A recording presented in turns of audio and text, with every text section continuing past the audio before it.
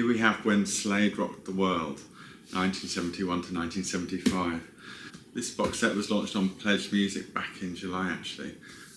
So this has been produced by Union Square Music, actually their imprint Salvo, who you might recall were responsible for the Frankie Goes to Hollywood Inside the Pleasure Dome box.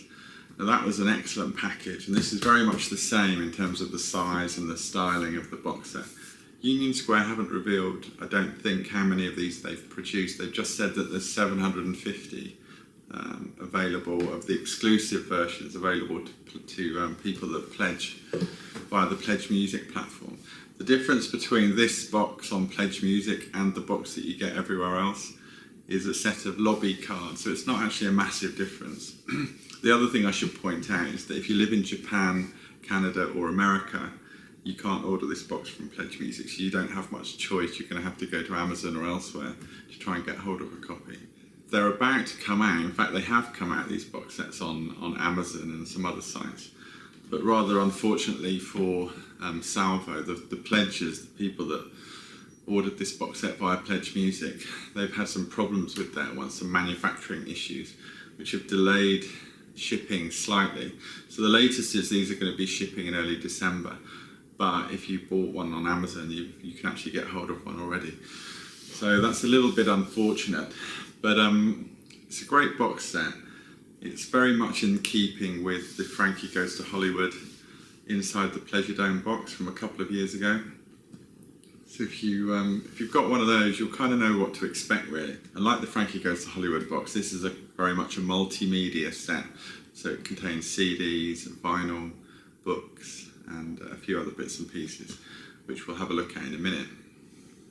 So let's lift the lid and take a look at what's in the box set. There's the front cover. So the first album is Slade Alive, which was released in March 1972. This is a live album. The packaging is as per the original. In other words, there's a colourful gatefold here. The back cover. One minor criticism with this box set is that all the record, the inner sleeves are on very, very cheap paper. There's nothing poly-lined. You kind of feel for a £100 box set they could have gone the extra mile for some nice poly-lined sleeves.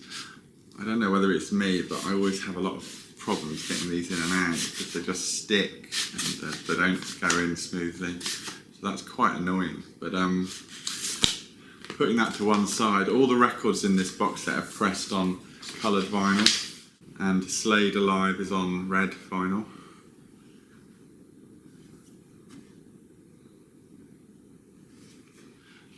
The next record in the set is Slade. Again, this was 1972. This was released towards the end of 1972. This is widely regarded as their best studio album. It's got Goodbye to Jane and Mama We're All Crazy Now. Great cover, very glossy. They're all quite glossy, these reissues. Presuming the originals were like that. Again, coloured vinyl, and Slade is pressed on an appropriately 70s dirty brown colour.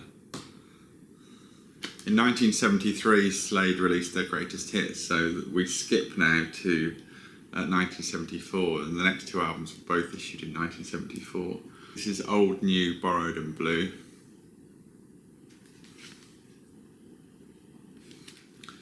Like Slade Alive, this is a gatefold.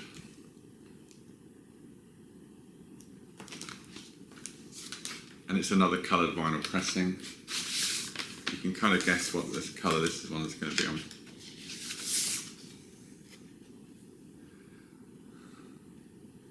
Blue vinyl. The last album is Slavey and Flame. This is obviously the soundtrack to the movie. This was released at the end of 1974. It's another gatefold.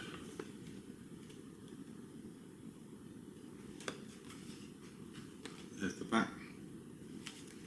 And this one is appropriately pressed on, well, I was going to say orangey vinyl. It's a bit of a funny colour. It's kind of peachy, orangey, yellow. I thought it might be a bit more vibrant than this, but anyway, nice coloured vinyl pressing. So they're the 4 vinyl records in this box set. Now everything, all that content on the records is duplicated. This is a double CD set that's exclusive to this release, and it's quite nicely packaged in tape box style. Because the albums are quite short, you get 2 albums per CD effectively. But they've done a nice, Union Square have done a nice job of packaging this. That's the inside. Now then, so that's the CDs and the vinyl.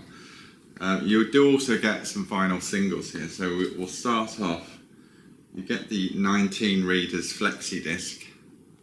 So this, and you get a series of 7-inch singles here. These are all pressed on heavyweight vinyl, which might seem like overkill for a 7-inch, but so these are all actually double A sides. So if we go reverse order, let's see. Merry Christmas, everybody.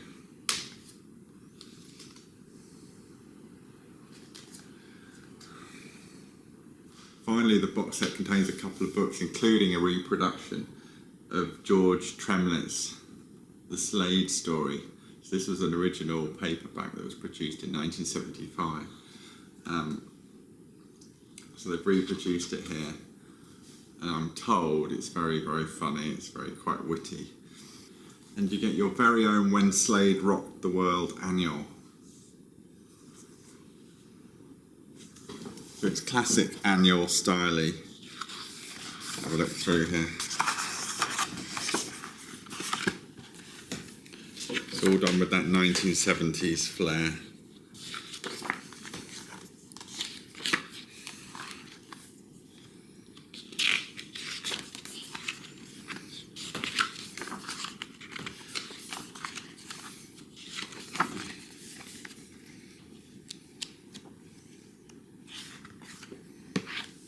So if you bought this set from Pledge Music, you also get a set of lobby cards, just to give you an idea what these are like. These are to do with Slade and Flame.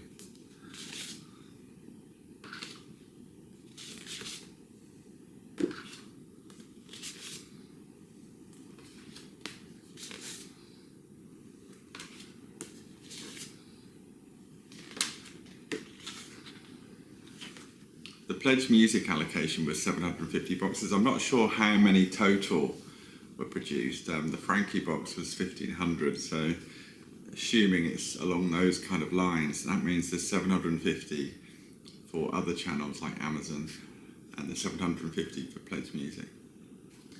So everything slots in quite nicely in the foam fitment. So the lobby cards go at the bottom, followed by the annual,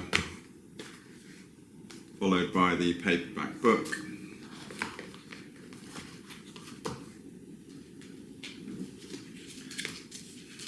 and the 7-inch records slot in here, flexi disc, double CD, and the 4 records.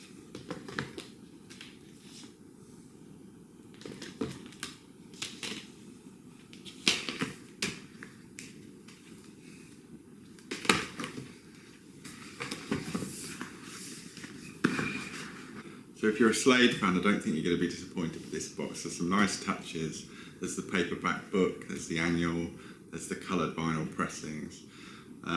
It does duplicate the content on CD, but it's only 2 CDs, so it doesn't seem like too much of a waste. Here's the spec card on the back. Now, a little birdie did tell me that the glue that they've used on the back of this is a little bit on the strong side, so I haven't even tried to remove this, but apparently you have to be very, very careful for it not to leave a mark. So that's a little bit of a tip for you. So this has been Paul from superdeluxeedition.com talking about When Slade Rocked the World, 1971 to 1975.